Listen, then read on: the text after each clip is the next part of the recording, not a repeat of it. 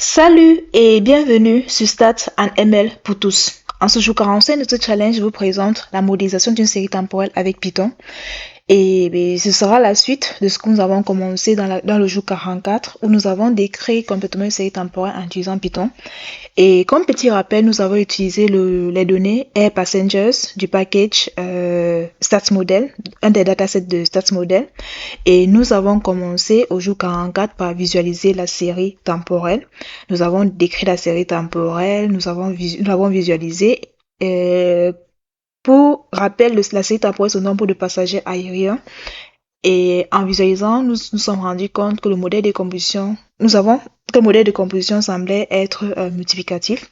On détectait clairement déjà une tendance qui se dégageait. On avait des pics saisonniers, donc on avait déjà une saisonnalité qui se dégageait. Et puis, au vu de l'évolution, il fallait donc voir si le modèle de composition de la série temporelle était additif ou multiplicatif. Pour cela, nous avons utilisé la méthode de Bus-Ballot, dont le principe consiste à calculer la moyenne et la variance sur une période. Ici, on a les données mensuelles, donc on a les périodes de 12 mois, donc sur une année, on a 12 valeurs. À calculer la moyenne et la variance sur des périodes. Et la méthode de Bus-Ballot a comme principe, on estime le modèle de régression linéaire de la variance de l'écart type en fonction de la moyenne. Si le modèle est significatif, alors on a un modèle multiplicatif. Et si le modèle est non significatif, alors on a un modèle de décomposition additif. Donc, ce que nous avons fait, nous avons donc estimé le modèle de régression. Pour commencer, on a représenté le nuage de points de la moyenne du nombre de passagers et l'écart du nombre de passagers sur une période. Et puis, nous avons estimé le modèle en utilisant la fonction SMM, en utilisant encore le package StatsModel, le module StatsModel. Et nous avons décrit complètement la sortie, toutes les valeurs de la sortie de la sortie d'un modèle de régression linéaire avec Python. Et nous avons fait des prédictions. Et on voyait clairement que les cas types sur une période étaient complètement définis en fonction de la moyenne du nombre de passagers sur une période. Ce qui nous a permis de conclure que le modèle de décomposition de la série temporelle était multiplicatif. Et comme petit rappel encore, lorsqu'on analyse une série temporelle, il est assez important de le décrire, c'est-à-dire voir s'il y a une tendance, une saisonnalité et d'estimer, ça nous permet d'estimer le bruit. Donc, sachant que notre modèle de décomposition était multiplicatif, on a donc extrait la tendance, la saisonnalité et le bruit. Et on a donc représenté, on a utilisé la fonction saisonnale décompose de Python. À partir de cette fonction saisonnale décompose, il faut spécifier le modèle et le filtre qui utilise le filtre moyen mobile. C'est pour ça que il y a ces 6 premières valeurs et les 6 dernières valeurs du bruit ne sont pas estimées. Et comme on sait que le modèle de décomposition est multiplicatif, donc là on a utilisé un modèle multiplicatif, on a spécifié que le modèle est multiplicatif. On a donc extrait les composantes et on les a représentées. On a notre série originale qui est là. On a la tendance qui est linéaire et la saisonnalité qui se dégage là, et on a les bruits. Et lorsqu'on analyse les séries temporelles, après avoir décomposé ces séries temporelles, on doit analyser les résidus. Si les résidus sont décorrélés, alors on a un modèle déterministe, c'est-à-dire notre série temporelle est complètement définie, complètement déterminée par la tendance et la saisonnalité. Et si les résidus sont autocorrélés, sont corrélés, alors il faudra utiliser un modèle stochastique. Donc par la suite, dans le jour 44, nous avons vérifié l'autocorrélation. Pour vérifier l'autocorrélation, on peut utiliser l'ACF. Avec l'ACF, si les données sont autocorrélées, sont non autocorrélées, si les résidus sont décorrélés, alors on doit avoir les pics, tous les pics doivent être significativement nuls en dehors du pic en 0. C'est ce qu'on a fait, on a représenté l'ACF et on voyait clairement que le pic, le décalage temporel 1 était significativement non différent de 0, ce qui nous a permis en fait de soupçonner que nos erreurs étaient corrélées. Donc par la suite, on a vérifié l'autocorrélation. Pour vérifier l'autocorrélation, nous l'avons fait en utilisant les tests statistiques. Comme test statistique, nous avons utilisé le test de Lou-June-Boss et de Dobie-Watson. Le test de Lou-June-Boss est implémenté sous Python avec la fonction accord Lou-June-Boss. Et c'est une fonction de StatsModel. Et l'hypothèse du test de Lou-June-Boss, c'est que les erreurs sont décorrélées. Et en le faisant, on se rend directement compte qu'on a un p-value qui est inférieur à 5%, c'est-à-dire on rejette l'hypothèse nulle des résidus décorrélés. Donc nos erreurs, il y a assez d'évidence dans les données pour dire que nos erreurs semblent être corrélées. On utilisait également la stat de test de Dobie-Watson. La stat de test de Dobie-Watson varie entre 0 et 4, comme petit rappel. Une valeur proche de 0 ou de 4 signifie que les résidus sont autocorrélés et une valeur proche de 2 signifie que les résidus sont non corrélés. Et dans l'autre cas, on avait une stade de test qui était de 0, ce qui signifiait que nos résidus étaient clairement corrélés positivement. Donc c'est là que nous nous sommes arrêtés. Donc on a décrit notre série temporelle, on l'a représentée, on a identifié une tendance, on a identifié une saisonnalité, on a vu le modèle de décomposition de la série temporelle en utilisant la méthode de Bus-Ballot.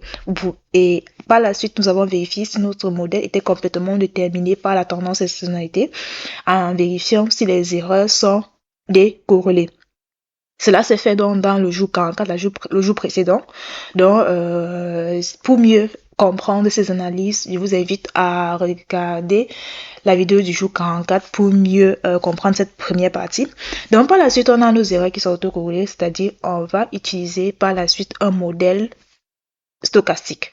Pour cela, je vais utiliser dans la suite un modèle, une modélisation Sarima. Et pour commencer, vu qu'on a un modèle multiplicatif, généralement, en série temporelle, lorsqu'on a un modèle multiplicatif, on va passer au log pour avoir un modèle qui est additif. En passant au log, ça nous permet d'avoir un modèle additif. Et donc, c'est ce que je fais par la suite. On transforme la série pour avoir un modèle qui est additif en utilisant le log. Et en utilisant le log, on utilise la fonction NumPy. La fonction log de la librairie NumPy qui est utilisée à chaque fois que tu veux utiliser une fonction mathématique. Il faut regarder dans le module NumPy de Python. Et là, on a dans nos valeurs. Et puis, on représente notre série temporelle pour voir à quoi elle ressemble. On voit déjà que elle est clairement additive. On n'a plus quelque chose qui était multiplicatif. Donc, c'est clairement différent de ce qu'on avait tout à l'heure. Et cela nous réconforte. Et vu qu'on a donc transformé notre série temporelle pour avoir quelque chose qui est additif, on commence par vérifier si elle est stationnaire en représentant la CF.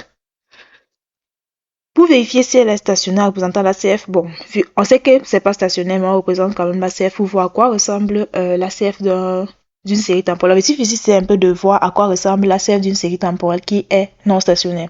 Lorsque une série temporelle est stationnaire, l'autocorrélation des populations simples décroissent rapidement vers 0. Et là, on a une décroissance très lente vers 0. Ce qui nous suggère que notre série temporelle n'est pas stationnaire. On peut également utiliser le test de Dickey-Fuller pour vérifier la stationnarité. Vu que je vais beaucoup vérifier la stationnarité par la suite, j'ai créé une fonction test stationnarité qui prend en entrée une série temporelle, series, et qui va utiliser la fonction ADF pour le test, pour Dickey-Fuller, la fonction ADF-Fuller pour vérifier la stationnarité. Et vu que on a régression constante, autolac, AIC, et donc c'est ça les paramètres. C'est constant only, constant en trend, constant en linear, AIC, BIC. Donc, on utilise la fonction de Dickey-Fuller pour vérifier la stationnarité. On peut également changer là pour les paramètres. Donc, j'utilise cette fonction pour vérifier la stationnarité. Et rappelons que le test de Dickey-Fuller, l'hypothèse nulle d'un test de Dickey-Fuller, c'est que notre série temporelle, elle n'est pas stationnaire. Donc, à chaque fois qu'on aura un p-value qui est élevé, cela nous suggérera que notre série temporelle n'est pas stationnaire. Donc, c'est ce qu'on fait par la suite. Là, on a notre série temporelle. On vérifie si elle est stationnaire. Test stationnarité, je crois que je l'ai nommé Y là. Test stationnarité de Y. Et on a une p-value qui est assez grande à 0,42. Lorsque la p-value elle est élevée, cela suggère que notre série temporelle n'est pas stationnaire. Donc, vu que la p-value, la probabilité pour que nos données proviennent d'un monde où l'hypothèse nulle est vraie, est très élevée, donc on ne va pas rejeter l'hypothèse nulle. Et l'hypothèse nulle, c'est que c'est la non-stationnarité. Donc on ne rejette pas la non-stationnarité, donc c'est temporaire clairement non stationnaire. On va commencer donc, vu on sait qu'il y a une tendance, une saisonnalité, on va commencer par différentialiser la série. Pour différentialiser la série, on utilise la différence première, diff 1. Donc là, on va mettre lag 1. Donc on utilise la fonction diff de Python qui nous permet de différentialiser. On va utiliser diff 1. Diff, en fait, c'est valeur à l'instant t moins la valeur à l'instant t moins 1. Donc c'est ça que cela fait. Et à quoi ressemble cela? df passage point bon tel, on va voir à quoi ça représente. C'est ceci, on a là ce sont les 5 dernières valeurs. Lorsqu'on regarde les premières valeurs, juste pour que vous vous rendiez compte, à chaque fois qu'on différencie, lorsqu'on fait une différence 1, on a ça qui disparaît. Différence, en fait, ça fait quoi? Ça fait la valeur ci moins cette valeur, la valeur ci moins la valeur ci, la valeur ci moins la valeur ci, la valeur ci moins la valeur ci. Vu qu'il n'y a pas de valeur qui précède là, donc là, il y aura un manquant, une valeur manquante. Si on différencie 4 fois, les 4 premières valeurs seront manquantes. Et ainsi de suite. Donc, c'est ça qu'il faut tenir en compte, différencier, en fait, ces valeurs à l'instant t moins la valeur à l'instant t moins 1. Donc, c'est ce qui est fait là. On représente pour voir à quoi cela ressemble l'évolution. On voit déjà qu'on a quelque chose. Ok. La tendance, elle a été retirée. Donc, on n'a plus de tendance. On a quelque chose qui est autour de 0. Qui est aussi autour de 0 vu qu'on a retiré la tendance. On représente la CF pour voir si notre série semble stationnaire déjà. Et lorsqu'on représente la CF, on voit que à l'intérieur des saisons, on a quelque chose qui est stationnaire. Mais lorsqu'on regarde les pics saisonniers, vu qu'on a 12, une période de 12, donc en 0, en 12, en 24, en 36. Lorsqu'on regarde les pics saisonniers, c'est-à-dire les pics multiples de 12, on voit que la décroissance, elle est lente. Ce qui suggère que notre non-stationnarité provient du fait qu'il y ait encore la présence de la partie saisonnière est due à la partie saisonnière. C'est pour ça que dans la suite, on va désaisonnaliser. Pourquoi j'ai insisté pour faire la CP ici? Là, c'était un peu pour qu'on voit, ça nous permet en fait d'identifier, lorsqu'on a une série temporelle, on peut identifier la saisonnalité juste en représentant la CEP ACF. Donc, en fonction de comment cela évolue, on peut voir déjà qu'il y a une partie saisonnière. Et on peut encore regarder notre test de stationnarité pour voir si on a déjà quelque chose de stationnaire. Et ce sera clairement pas stationnaire vu que on a encore les pics saisonniers les pics saisonniers ont des croissances lentes. Et on a un p-value qui est déjà proche de 5% mais qui reste élevé. Donc on va désaisonnaliser la série. Pour désaisonnaliser la série, on utilise encore la fonction diff. Diff nous permet en fait de différencier, donc voilà, différencier en 12 fois. Donc on met la période là, toujours avec la fonction diff. Et voyons encore à quoi ça ressemble. df passager.head. Là, on va vous mettre 14 en fait pour que vous voyez qu'il y aura beaucoup de... Donc, 14. Là, c'est manquant. Vu que ceci, c'était manquant, donc on commence là. Vu que c'est ici qu'on fait. Donc, ça va aller jusqu'à 13. Donc, c'est à partir de 14 qu'on commence à avoir une valeur. Donc, ce que ça fait, c'est que ça prend cette valeur. Ça prend cette valeur et ça fait moins cette valeur-ci qui est là. Donc, c'est ce que ça fait, ainsi de suite. Si on met jusqu'à 15... donc, cette valeur-ci, en fait, c'est la valeur-ci moins la valeur-ci. Cette valeur-ci, c'est cette valeur-ci moins celle-ci. Ainsi de suite. Donc, xt moins 12. En fait, c'est tout simplement cela. Et par la suite, on représente la CF pour voir si on a quelque chose qui ressemble à quelque chose qui est stationnaire. On voit déjà clairement que à partir du lac 12, à partir de la 13, tous les pics sont significativement nuls. Et tous les pics saisonniers, il n'y a que le pic en 0 et le pic en 12 qui sont significativement non nuls. Et dans la partie non saisonnière, on a également un seul pic qui ressort à part le pic en 1. Donc, ce qui nous suggère que notre série semble déjà être stationnaire. On vérifie encore le test de stationnarité pour voir si notre série elle est déjà stationnaire. Pour cela, test Dicker-Fuller, on a notre p-value qui est très inférieur à 5%. vu que l'hypothèse nulle, c'est que notre série temporelle, elle n'est pas stationnaire, alors cela nous permet de rejeter cette hypothèse nulle. On a une série temporelle qui est stationnaire. Et là, vu qu'on a des tendances, on a retiré la partie saisonnière, la partie tendancielle, on a obtenu une série qui est stationnaire. Maintenant, on va mettre en œuvre la méthode comment on appelle cette méthode?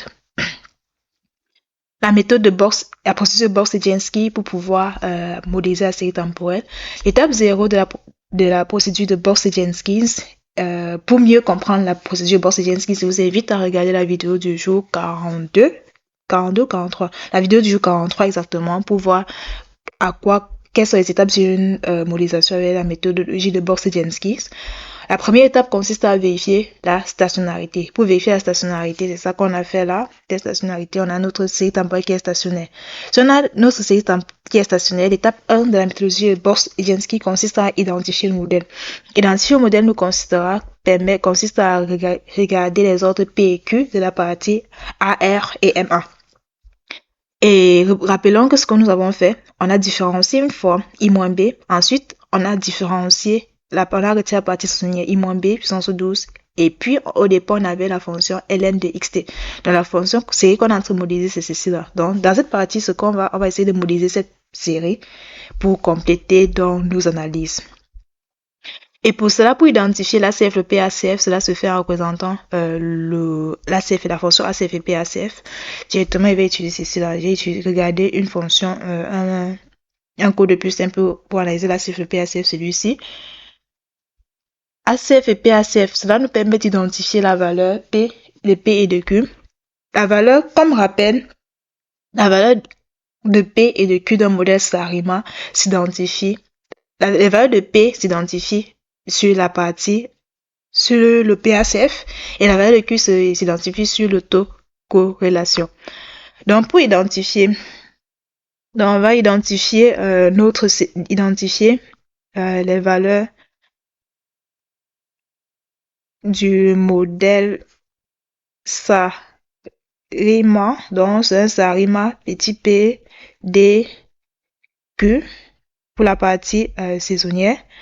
Et pour la partie non saisonnière, et grand P, grand D, grand Q pour la partie non saisonnière, 12, vu qu'on a 12, normalement 12 doit être en indice. 12.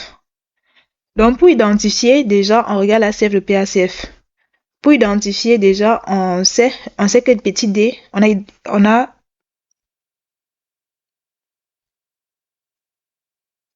là la partie non saisonnière.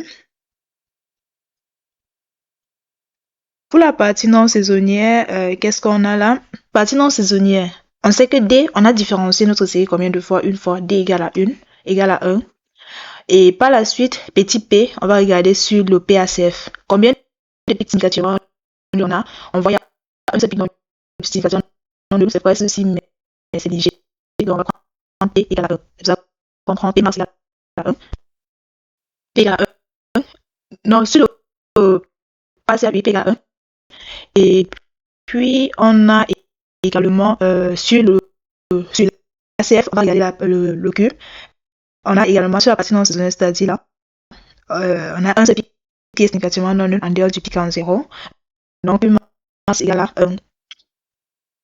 C'est pour ça qu'on va prendre Q égale à 1. Et puis maintenant, on vient sur la partie saisonnière.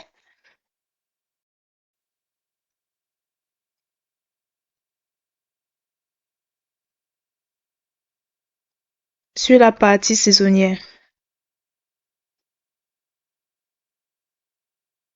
Sur la partie saisonnière, ce qu'on regarde, on observe déjà, on a différencié notre série. Combien de fois on a différencié notre série, la partie saisonnière, une seule fois, donc grand égale à 1.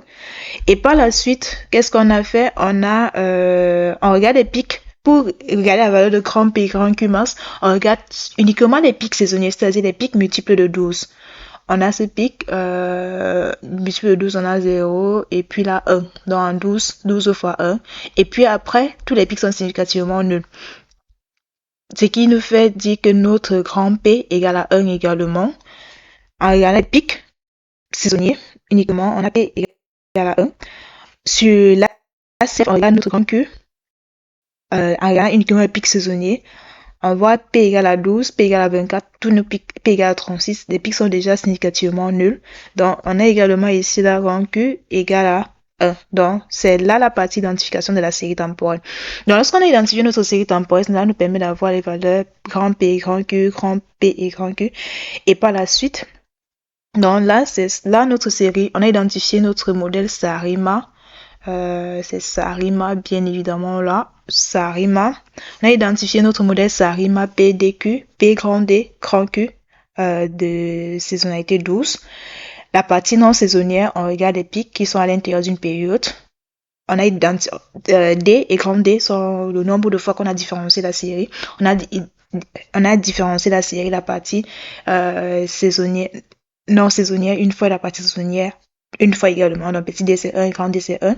Petit P, on va regarder sur la partie, le PACF, Partial Autocorrelation, et on regarde uniquement les pics non saisonniers et on voit la P égale à 1. Et les pics saisonniers, c'est-à-dire pic multiple de 12, on a également un seul pic qui est significativement non nul. Donc grand P égale à 1. Sur la CF, on regarde la valeur de Q-max, c'est-à-dire on va regarder les pics non saisonniers, la partie à l'intérieur d'une période qui sont significativement non nuls. On a eu un seul ici là. Et puis pour les pics, le grand P de la partie saisonnière, on va regarder uniquement les pics qui sont multiples de 12. C'est ainsi qu'on a donc ceci là.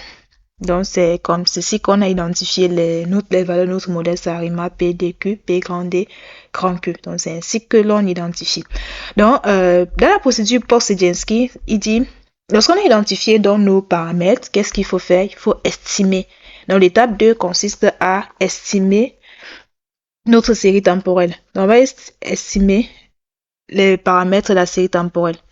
Pas estimer notre série temporelle, estimer les paramètres. Estimer les paramètres de la série temporelle.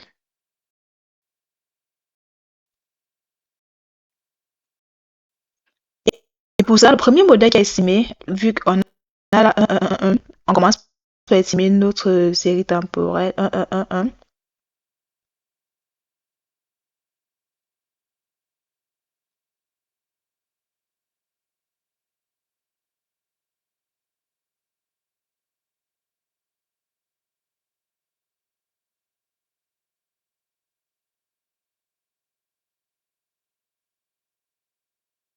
En fait, c'est pour que le dollar en fait permet d'écrire en fait sous forme mathématique. C'est pour ça que j'aime le dollar. En fait, c'est aussi une façon aussi de vous rappeler. Donc, on va estimer dans notre premier modèle. Le premier modèle qu'on va estimer, c'est le modèle Sarima 1, 1, 1, 1. Et puis, on va voir les résultats. Excusez-moi pour ceci-là. Je crois que je dois modifier certains trucs par la suite après, dans mes paramètres. Dans le modèle Sarima que nous avons estimé, on a estimé un modèle Sarima de paramètres ARIM 1, 1, 1, croix 1, 1, 1, 12, 12 pour le nombre de périodes. Et là, ce sont les valeurs qui sont ressorties de notre série temporelle. Le nombre d'observations, 131 observations. AIC, BIC, là c'est la vraisemblance. On va avoir la vraisemblance la plus élevée. Donc lorsqu'on choisit entre plusieurs modèles, on va avoir la vraisemblance la plus élevée. On va avoir l'AIC, BIC, HQIC des plus faibles possibles. Et comme paramètre, on a le premier paramètre, notre modèle AR, le retard 1, la partie MA1, AR de la partie saisonnière et la partie non saisonnière. On regarde les p-values, on voit que on a les coefficients de la partie AR et MA de la partie non saisonnière sont significatifs. Toutefois, les parties MA et AR de notre série temporelle, la partie AR de la partie saisonnière est significatif le coefficient, mais le deuxième de la partie MA n'est pas significatif. Dans notre prochain modèle, on va essayer de retirer cette partie. Donc, on va prendre grand Q égale à 0 pour voir ce qu'on aura. Et puis après, là, ce sont les intervalles de confiance des coefficients qui sont estimés. Intervalle de confiance ne contient pas 0 en dehors de celui qui contient 0. Et puis le sigma carré, en fait, c'est la variance des erreurs, la variance du bruit. On a une variance qui est faible, et qui suggère que notre modèle semble être bon. Mais on va également regarder ceci là pour pouvoir identifier, pour pouvoir analyser notre série temporelle pour vérifier que notre série temporelle elle est valide. Dans le texte de Lou Jombos Comme on l'a dit, le test de Ludwig-Boss a comme hypothèse nulle que les erreurs sont décorrélées. Donc, ça permet de vérifier l'autocorrélation. L'hypothèse nulle de Ludwig-Boss, c'est que les erreurs sont décorrélées. Et vu que la probabilité, la p-value, est de 0,74, donc la probabilité pour que les erreurs soient décorrélées est très élevée. Donc, nos erreurs semblent être décorrélées, ce qui est plutôt bon signe. On a également le test de Jacques-Béra. Le test de Jacques-Béra, l'hypothèse nulle, c'est que le test de Jacques-Béra, l'hypothèse nulle du test de Jacques-Béra, c'est que nos données, les résidus suivent une distribution normale. Et ça, le test de Jacques-Béra, l'hypothèse nulle est que les données suivent une loi normale.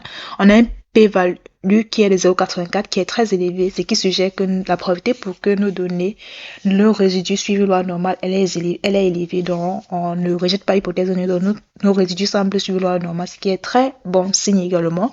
Le skew et le kurtosis, c'est le coefficient d'asymétrie. Pour une loi normale, elle est proche de 0. On a 0,13 qui est très proche de 0 et le coefficient d'aplatissement qui est à 3,06. Pour une loi également normale, le kurtosis est proche de 3. Donc, pour notre modèle, on a un kurtosis qui est proche de 3, ce qui est également bon signe. Dans notre modèle, notre série temporelle semble être bien estimée. Toutefois, on a les valeurs de MA, le coefficient MA de la partie saisonnière semble être non significatif. Donc, on va estimer un deuxième modèle où on va retirer dans cette partie MA qui est non significatif. On va également estimer dans un modèle SARIMA avec rang Q égale à 2 pour voir si on a un meilleur modèle. Dans le modèle 2 qu'on va estimer, c'est un modèle SARIMA. Là, c'est la partie non saisonnière. Là, c'est la partie saisonnière. PQ. On a vu que c'était la partie Q qui était, qui semblait être significativement différent de 0. Donc, on va le remplacer. Et puis, c'est notre modèle 2. Et on va voir à quoi cela ressemble. Excusez-moi pour ces notifications, je vais les changer la prochaine fois. Comme coefficient, tout est MA saisonnier, AR saisonnier. Pourquoi le MA est encore là?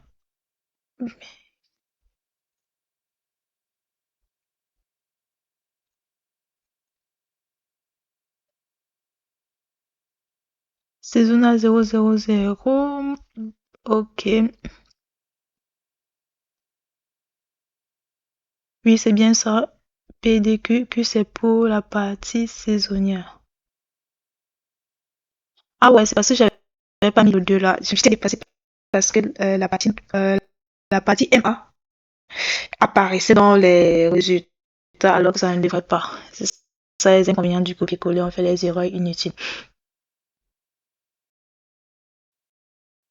C'est pourquoi c'est bon. La prochaine fois, je vais retirer ça.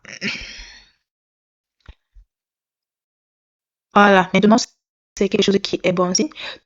Tous nos coefficients sont significatifs avec les intervalles de confiance qui ne contiennent pas la valeur 0. Et on a là un AIC, un BIC à moins 330 et un log à 169. Qu'est-ce qu'on avait là? Là, on avait 169, moins 372, moins 358.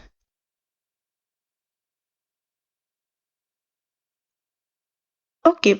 Là, on a AIC, BIC c'est plus faible ou bien plus grand, plus élevé plutôt. Alors qu'on souhaite avoir AIC, BIC les plus grandes. Donc, c'est vrai, nos coefficients sont significatifs, tous les coefficients sont significatifs. Le test de Ludwig-Boss, il est valide également. La probabilité de Jacques-Béra, 0,99. C'est franchement, les résidus suivent loi normale, la probabilité est de 0,99. C'est vrai que là, on a un coefficient d'aplatissement qui est pratiquement égal à 0, qui te dit qui est pratiquement égal à 3 approximativement, qui sont les caractéristiques d'une loi normale. Coefficient de la symétrie à 0, kurtosis, coefficient d'aplatissement à 3. Et puis le test de Ludwig-Boss qui est également vérifié. Donc, on continue avec ce modèle ou bien l'autre. Bon, vu que là, il y a l'AIC et le BIC semblent être meilleurs, mais on a des coefficients qui sont non significatifs. On va continuer plutôt avec ce modèle qui est un peu plus simple. Le modèle ARIM, ce modèle, c'est plutôt celui-ci. Donc, on va continuer avec le modèle 2, où tous les coefficients sont significatifs, où la variance des erreurs semble assez faible. Étape 3, lorsqu'on a estimé notre modèle, en le faisant chez toi, tu peux également tester également avec les paramètres, en prenant ici également 0 et là il y a 1, là 0 et là 1, là 0 et là 1, et tu vois le meilleur modèle. Maintenant, je continue dans la suite avec le modèle 2. À l'étape 3 de la procédure de Bose-Jedzinski, donc étape 0, on vérifie si notre série temporelle est stationnaire. Étape 2, étape 1, on identifie le modèle, c'est-à-dire on identifie la valeur de P grand Q en analysant l'ACF et le PACF. Étape 2, on estime le modèle retenu. À l'étape 3, on valide le modèle qui a été validation du modèle retenu. Et ici, à l'étape 3 de la procédure Bose-Jedzinski, cela consiste à valider un modèle ici consiste à analyser les résidus, donc vérifier que les modèles proviennent d'un produit blanc. Pour avoir les résidus, cela consiste tout simplement à faire modèle.resit, la fonction modèle.resit, modèle2.resit pour que vous voyez tout ce qu'on peut avoir. On peut avoir l'AIC corrigé. On peut également avoir le BIC, l'intervalle de confiance, les covariances des paramètres. Donc, il y a plusieurs éléments là. On peut également faire prédiction avec la fonction forecast. Mais là, ce qu'on cherche sont les résidus. AIC.resit sont les résidus de notre modèle. À quoi ils ressemblent nos résidus? Bon, point min pour avoir pour faire quelques stats d'est quoi. Point min. On a une valeur ici là qui est à 0,0054. Donc la moyenne est pratiquement nulle. La moyenne des résidus est pratiquement nulle. Voilà à quoi ressemble STD. Bon, même comme ça a été estimé là, 0,06. Donc c'est un peu quelques stats d'est.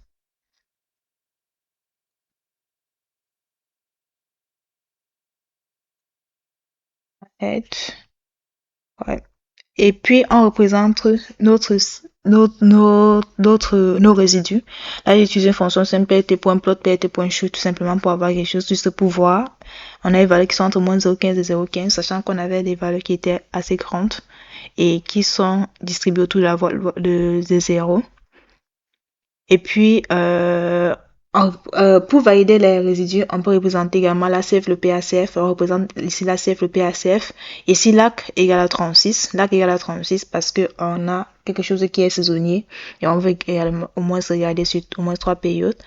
Subplot, c'est pour représenter l'ACF et le PACF sur le même graphique pour qu'on puisse les voir de façon sur la même figure graphique. 1, 2, c'est pour avoir une ligne, deux colonnes.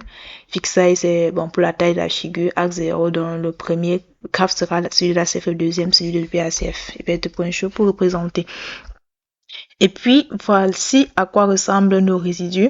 On voit déjà que les pics, presque tous les pics sont significativement nuls, que ce soit sur la CF ou le PACF. Donc, lorsqu'on a les erreurs qui sont décorrélées, la CF et le PACF sont comment on va dire ça? L'ACF, le PACF sont ont des corrélations significativement nulles en dehors du pic en zéro. Lorsqu'on a également représenté, on peut également valider en utilisant des tests statistiques. On peut également utiliser le test de Lou Jumbox et le test de Dobie Watson. Dans le test de Lou Jumbox, test de L Jumbox.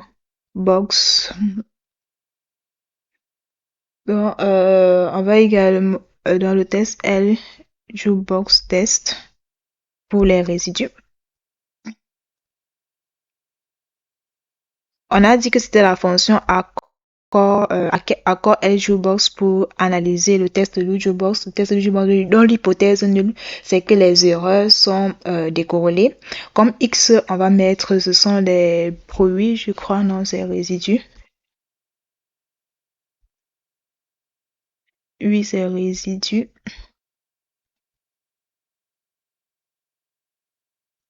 ces résidus, l'axe, on va prendre jusqu'à 36. Et puis, on va également mettre également return df true. C'est déjà true, donc ça va. Pas besoin de le mettre encore. Si nous permet de vérifier si les erreurs sont décorrélées. Et pour cela,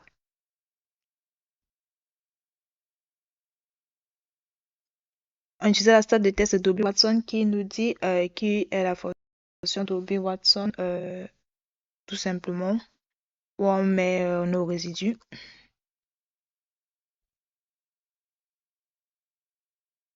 Et puis on print. Bon, F en fait c'est lorsque on utilise à la fois on veut représenter on veut afficher un texte et on veut également mettre la valeur d'une variable également.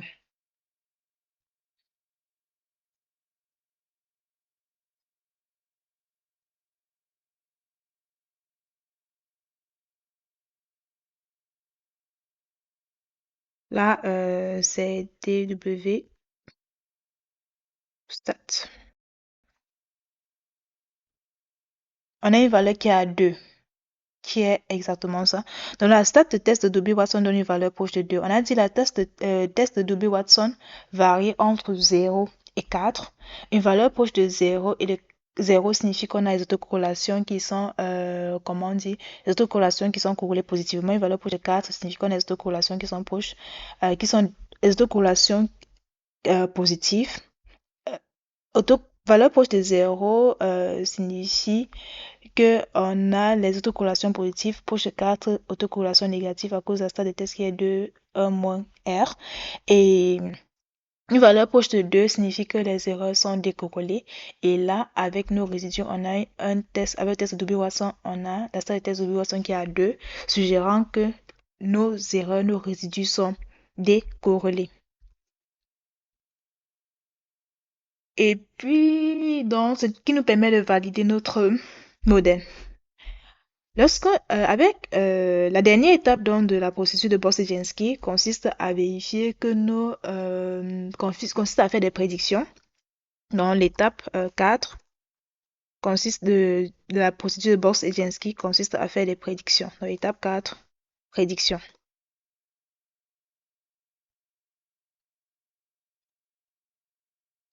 À l'étape 4, on va faire les prédictions. Pour faire les prédictions, on utilise tout simplement la fonction predict. Tout simplement. Donc, prédiction.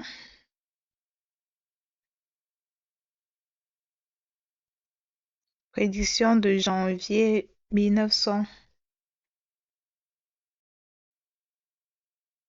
Prédiction pour l'année 1961 égale à modèle de notre modèle de point forecast. On va utiliser tout simplement la fonction forecast. Maintenant, c'est forecast avec un S ou bien forecast sans S. Bref, où est la différence? Mais généralement, on utilise le forecast. Et là, on va utiliser steps. Steps, c'est pour mettre combien de pas, donc combien de décalage. On va dire prédiction sur 12 mois.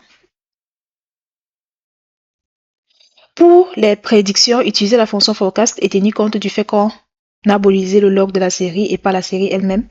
Et par la suite, on peut également visualiser pour voir si les prédictions correspondent à ce qui s'est passé dans le passé. Et vu qu'au départ, moi, je n'avais pas divisé l'échantillon d'apprentissage et de test, je m'arrête là. Et pour les prochaines vidéos, je ferai l'effort d'être beaucoup plus complète et beaucoup plus explicite. Merci d'avoir suivi. N'hésitez pas à vous abonner pour ne rien manquer si c'est la toute première fois. Et un like et un partage pour faire grandir la chaîne. La prochaine fois, pour les prochaines vidéos, je vais faire l'effort d'être un peu plus complète en commençant la modélisation du départ vers la fin, en divisant l'échantillon en apprentissage de tests et de validation. Et puis nous allons modéliser en utilisant le modèle qui est choisi et puis nous allons le valider et le tester. Merci.